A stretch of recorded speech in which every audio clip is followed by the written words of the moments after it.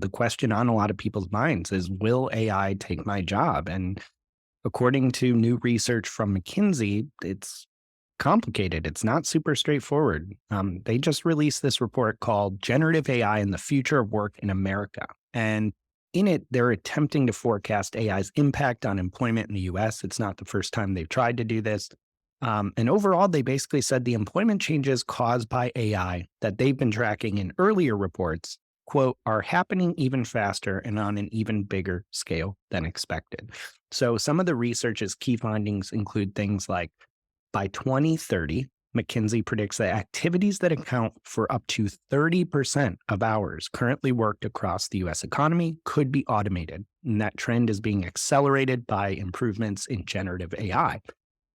However, they see Gen AI enhancing the way certain professions work, like STEM, creative, business, and legal. And they say that that type of work might actually be enhanced rather than eliminating a ton of jobs in those areas overnight. However, automation's biggest effects are likely to hit other job categories. Those include things like office support, customer service, food service employment. And what was really striking is they said an additional 12 million, what they call, quote, occupational transitions, i.e., needing to switch jobs forcefully. Occupational transitions. Yeah, it's a What little a bit great jargony, but phrase. basically up to 12 million people will be forced, not choose, will be forced to switch jobs by 2030. And the really This is in stunning, the US, right? 12 this million in is the US. US only So by that's 2030. 10% of all jobs in the US, roughly. Yes. 9% Yes. about. Yeah. And that's outside any possible, other disruption there. Workers in lower wage jobs are up to 14 times more likely to need to switch jobs than those in the higher wage positions. And most will need additional skills to do that successfully. Women are going to be 1.5 times more likely to need to move into new occupations than men.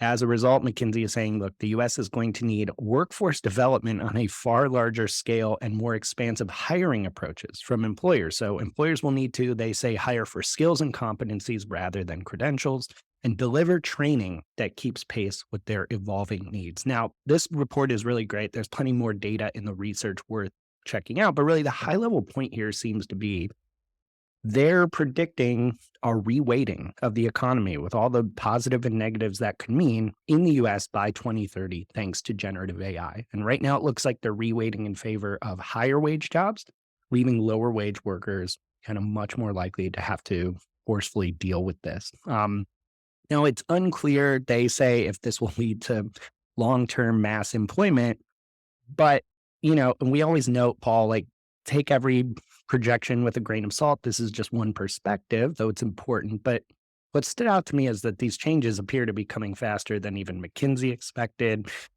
What do you make of that? I mean, it seems like despite their prediction that we don't know for sure if it will lead to long-term mass employment, there's some really rocky road ahead.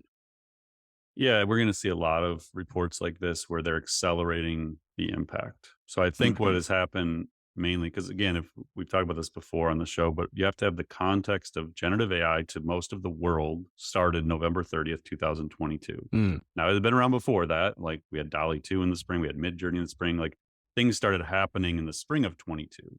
But for most of the world, it started November 30th, 2022. And you got the holidays, come back, it's January, February. The world starts waking up saying, what does all of this mean?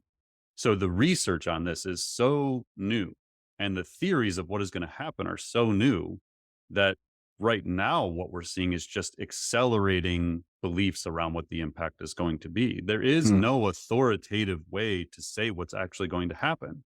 If you study economists, they say one thing, depending on who the economists are. If you look at consulting firms like McKinsey, they may have a different take on it. If you talk to the AI researchers like Sam Altman or Ilya Sutskever, like they think AGI is here in 3 years, and they would Mm. laugh at a report like this. Like, who cares? Like this, basically, it's obsoleted information in a year from now if they think they're approaching AGI. So it's just an unknown period. And this just goes to what I was saying earlier. Like you have to assume disruption is coming way faster and more significantly than what is currently believed, because I assume this study also looked at existing capabilities. It Hmm. probably didn't try and project out what if GPT-5 has X, Y, and Z capabilities, then what Yeah. happens?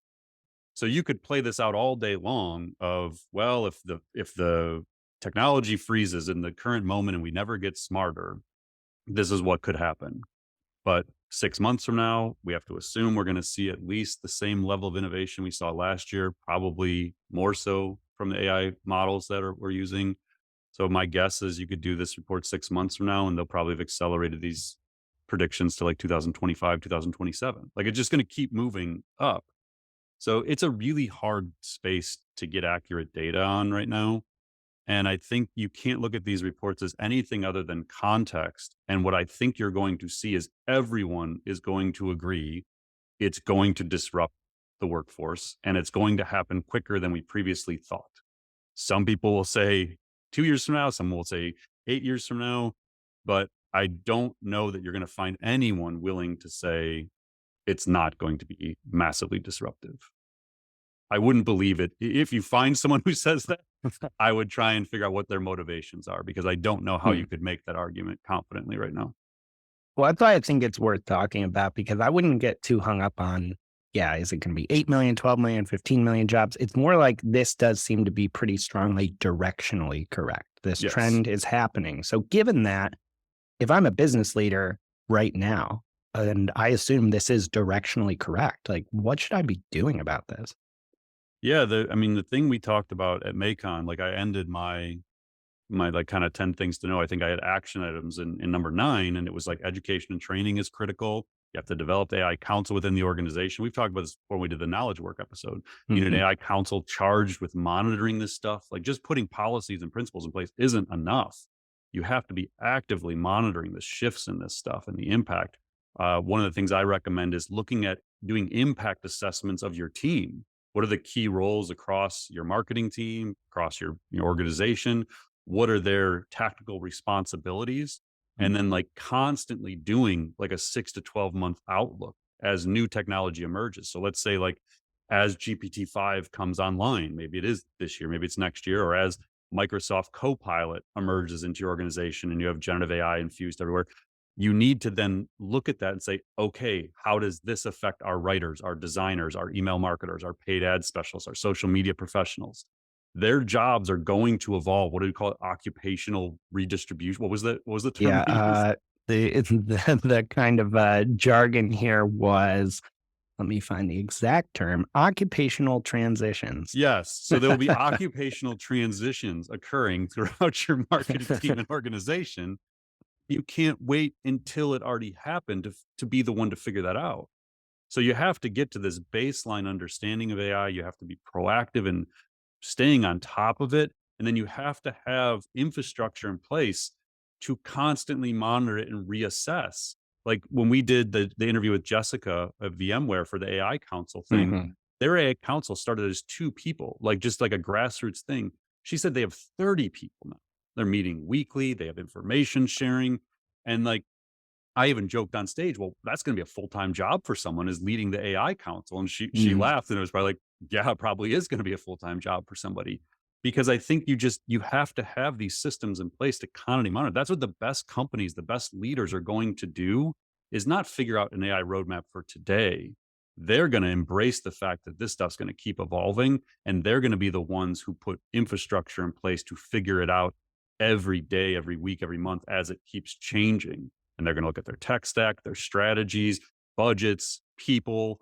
They're going to constantly evaluate this stuff. And I think that's the biggest thing people need to realize is there is no more 12-month plans. Like they just don't exist in business. You can have a vision, you can have a product roadmap, you can have strategies for the year, you can do your annual budgets. But if you think those things that we're able to predict out as strategists, as marketers, as business leaders, what is going to happen 12 months from now, you are in for a rude awakening. And I think that's what people have to start understanding is we're going to have to lead in the most dynamic environment we have ever experienced in terms of the change is going to keep coming. And it's going to be very tricky to solve for that. Interesting times ahead.